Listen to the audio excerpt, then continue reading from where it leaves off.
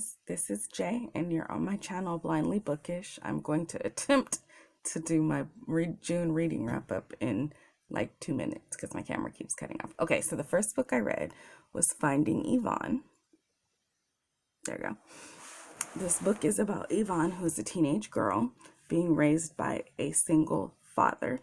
Her mom has passed away, and her father owns a very popular restaurant. For some reason, I have Los Angeles in my head. I think that's where they're from. Anyway, he owns a restaurant. The issue in this book, though, is the father spends absolutely no time with Yvonne, so she's being left to raise herself.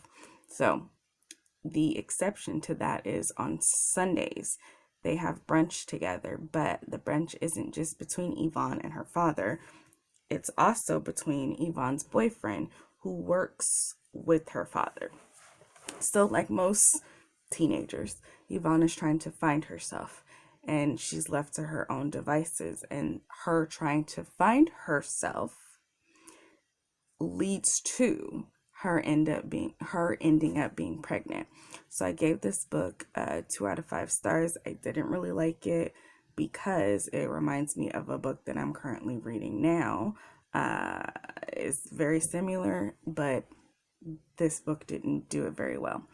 And Finding Yvonne is by Brandy Colbert, who also wrote Little and Lion, I believe. The second book I read was Jennifer Lewis's book, The Mother of Black Hollywood. So now, if you watch Grownish, Yara Shahidi, or Zoe on the show, she came from a show called Blackish. On Blackish, Jennifer Lewis plays her grandmother. So this book was absolutely wonderful. I think I gave it a 4 out of 5.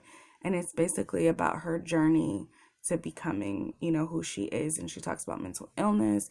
She talks about sex addiction. She talks about her career on Broadway, which was interesting because I've been watching her since I grew up and I never knew she had a career on Broadway. So it's a phenomenal book, and it's cool. It's cool for someone who is in a particular age group that does not believe in talking about therapy or mental illness, at least in the Black community. Us younger millennials, Gen X's, have no problem with therapy, but usually people in her age group in our community have a problem talking about therapy. So I thought it was really cool to hear her talking about her mental illness and her journey with that. The third and final book I read was Kamala Harris's book, The Truths We Hold. So I'm going to do a whole separate video on this book. But again, it was phenomenal. I gave it, I don't know if I said, I gave Jennifer Lewis's book a 4 out of 5. I gave Kamala's book a 4 out of 5. And I'm going to say this in my other video, but whether you agree with her politics or not, hearing her story and hearing how she grew up and hearing about her parents, you can see how that informs the way that she makes decisions, or why she makes decisions the way she does.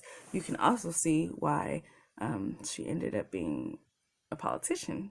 So it was an awesome book. But again, stay tuned. The next video will be 5 reasons why you need to read this book. So that was my June reading wrap up. Thank you guys. Have a good day.